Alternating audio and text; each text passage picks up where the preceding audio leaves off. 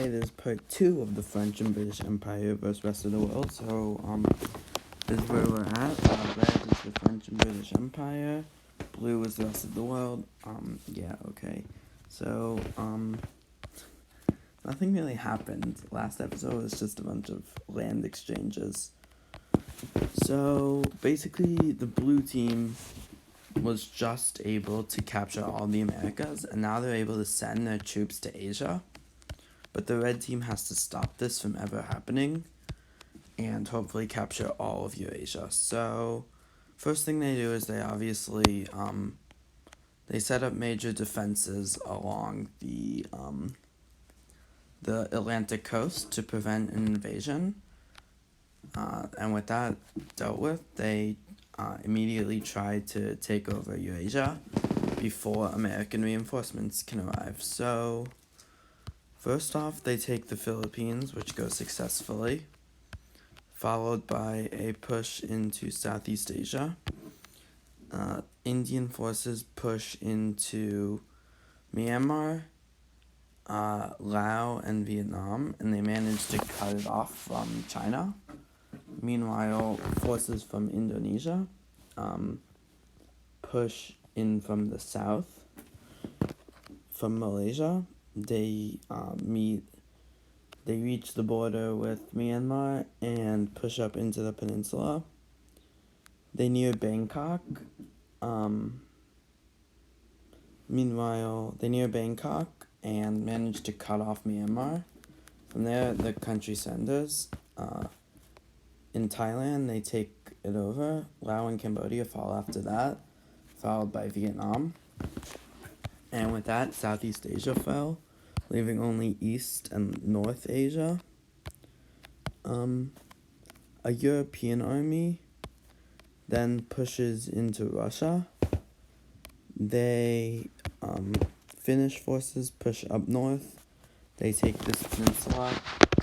Forces from the Caucasus and Turkish forces push up into that region, meeting the border with Kazakhstan. Central Asian forces managed to use the home team advantage and take Kazakhstan, actually. It's relatively easy as most of its population lives down south, and it hence is easy to take over by the Central Asian forces. And now one major front is set up. Forces from Ukraine and the Caucasus meet up and start pushing into that region of Russia. From Belarus, they also start pushing in, and Baltic and Finnish forces, with help from Western Europe, managed to encircle St. Petersburg, and the city eventually does fall. By the way, Svalbard is part of the team, yeah.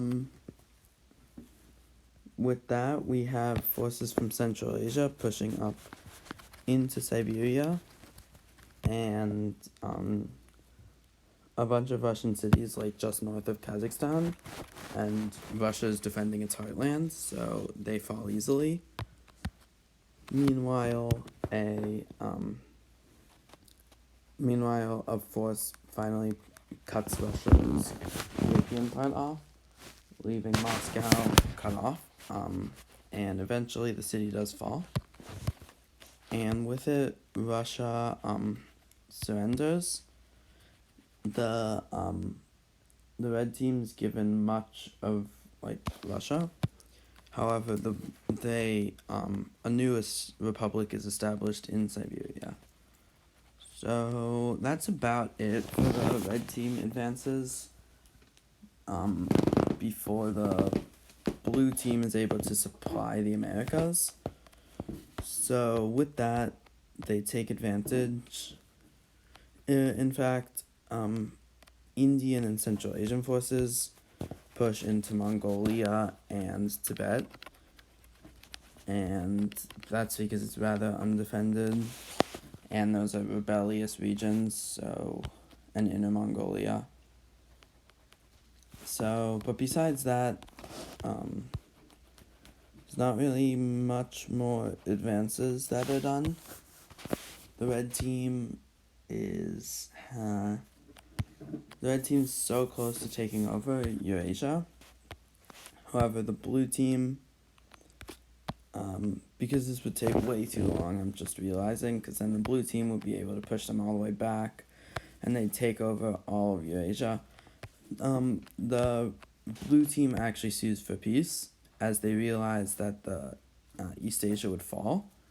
So, and then the world is actually, however, the red team does not accept this peace. They push into China, and because the blue team was expecting them to take the peace, China's undefended. This is realistic. No, I don't care though. And now the red team accepts peace under the condition that East Asia falls, which the blue team does accept, leaving this map.